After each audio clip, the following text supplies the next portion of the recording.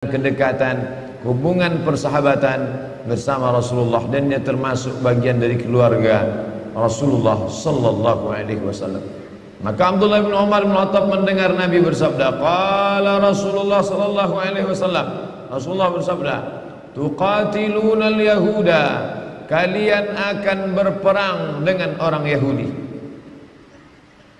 Seandainya Yahudi itu sekarang tidak ada lagi, maka orang akan berkata, mana ucapan Nabi Muhammad SAW? Berarti tak betul Nabi itu. Kata dia, kalian akan berperang dengan Yahudi. Buktinya Yahudi tak ada lagi. 1438 tahun setelah ucapan ini, Yahudi tetap ada, tetap eksis, tetap tegak berdiri di atas muka bumi. Orang mengatakan mereka akan punah, musnah seperti yang terjadi pada kaum-kaum yang lain. Wa ila samud akhahum salihah, kaum Samud. Wa ila adin akhahum huda, kaum Ad. Wa ila madyan akhahum syuaiba, kaum Madyan. Irama dzatil imad, kaum Iram. Banyak kaum-kaum tapi musnah sekarang. Mana kaum Iram, mana kaum Samud, mana kaum Madyan, mana kaum Fir'aun, musnah. Tapi Israel tetap masih bertahan sampai hari ini. Nabi berkata, qatilunal yahuda, kamu akan berperang dengan Yahudi, hatta yakhtabiya ahadukum, sampai mereka salah satu dari pasukannya itu bersembunyi wara'al hajar, di belakang batu.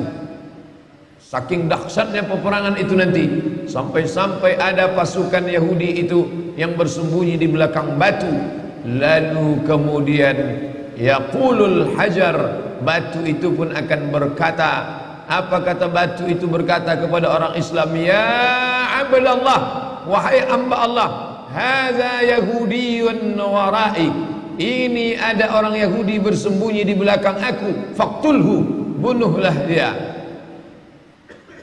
Mana mungkin batu berbicara? Oleh sebab itu, kalau tidak bisa memahami kitab Sahih Al-Bukhari, jangan dibaca sendiri, dilihat terjemahnya, lalu karena tidak masuk akal ditolak. Ini tidak betul ini.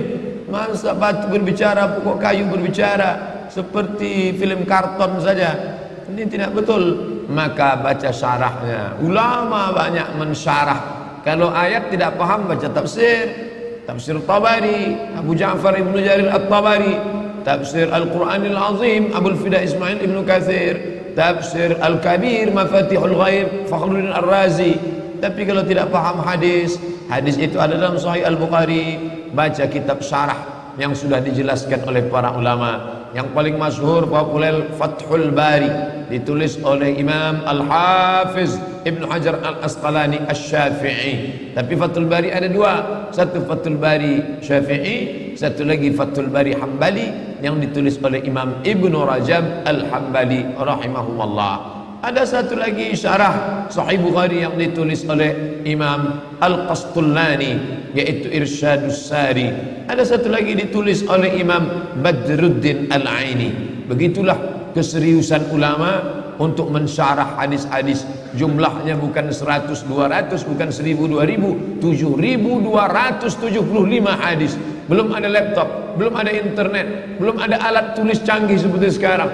Mereka menulis dengan peralatan yang sederhana, mengandalkan hafalan, kekuatan, tapi mereka disingkapkan Allah hijab kejahilan karena ketulusan hati dan jauh daripada makan haram dan syubhat. Begitulah para ulama dulu. Bahkan sampai generasi hari ini, orang-orang tetap memperdulikan hadis. Termasuklah kita subuh ini, rasa cinta kita kepada hadis Nabi, kita kaji salah satu dari yang ada dalam kitab Sahih Al-Bukhari. Maka kata Imam Al-Hafiz Ibnu Hajar Al-Asqalani, makna bahwa batu berbicara, hadza yahudi khalfi, ini ada orang Yahudi di belakangku. Hai Abdullah, hai orang Islam, ya Abdullah, wahai hamba Allah, hadza yahudi khalfi, ini ada Yahudi di belakangku, faqtulu, bunuhlah dia. Maka makna ucapan itu artinya, tidak ada satupun tempat persembunyian orang Yahudi. Tak ada manfaatnya dia berada di belakang batu, di belakang pokok kayu, karena semuanya akan